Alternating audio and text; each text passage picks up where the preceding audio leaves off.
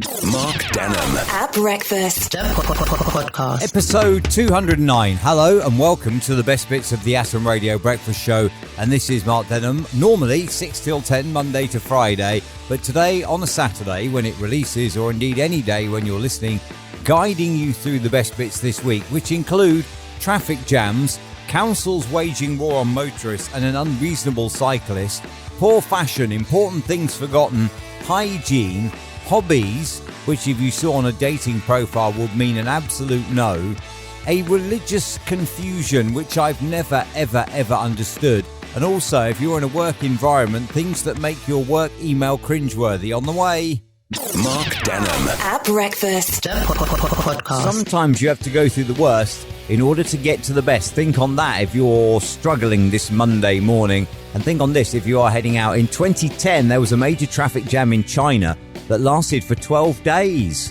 Wow, 12 days, can you imagine that? Unbelievable. This is Mark Denholm at breakfast. Atom Radio. Local councils have been accused of waging war on the motorists, replacing parking spaces with bike racks and flower beds and all sorts of stuff, and basically even Lambeth as well. They've announced plans to replace 25% of the curbside parking spaces available to people around the town centre and that to other features, curbside features. Local businesses are saying, hold on, this shift is going to be our downfall. I want to know today on air at atomradio.co.uk what it is that annoys you most as a motorist while you are out and about doing your daily motoring. And morning, Carl. Carl says, I went out yesterday and there was a busy car park and I thought I found a space and I was about to go in it, only to find a bike in the space with its cycle stand out and with a bike lock around it. And this was quite annoying. Well, Carl, it's only a bike, my friend. Why did you not just pick it up? I mean, was it chained to anything, or was the chain just around the wheel? If it wasn't chained to anything in the middle of a parking space, you could just have picked it up and put it down somewhere else, and that would have solved your problem. Would have annoyed the cyclist, but it would have solved your problem. Mark Denholm at breakfast podcast. Streaming from Slough and Loud across the net, this is Mark Denholm at breakfast, banging out the anthem. Sam Smith's designer has answered burning questions about the outfit that took only 4 days to make that Sam Smith wore at the Brits. I think that's 4 days far too many wasted.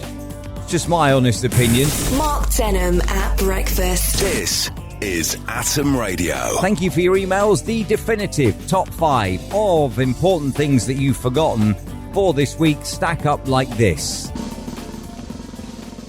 At 5, your girlfriend of just one day's birthday the very next day. At 4, a work colleague's funeral. At 3, collecting your child from childcare. At 2, your partner's age. And a late entry, but at 1, the most important thing that you've forgotten: Valentine's Day meal booking.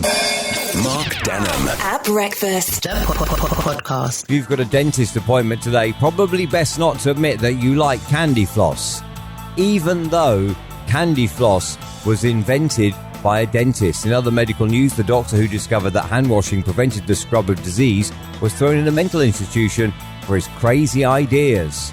Oh, maybe it's because he didn't add in there that you should also have sung happy birthday while washing your hands. This is Mark Denholm at breakfast. Atom Radio. Today I want to know, on air at atomradio.co.uk, the hobby that if you saw it on a dating profile would be an instant swipe no for you. All right, now, let's just say here, right, you don't have to be single to take part in this. You could be in a relationship and just play let's pretend.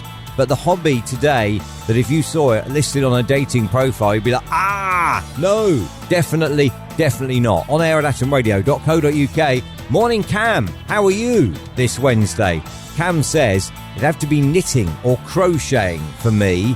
I am a man in my 30s, and I just think, you know what, like my grandmother used to do, knitting. And I just think that knitting or crocheting or something like that is like basically an old ladies thing.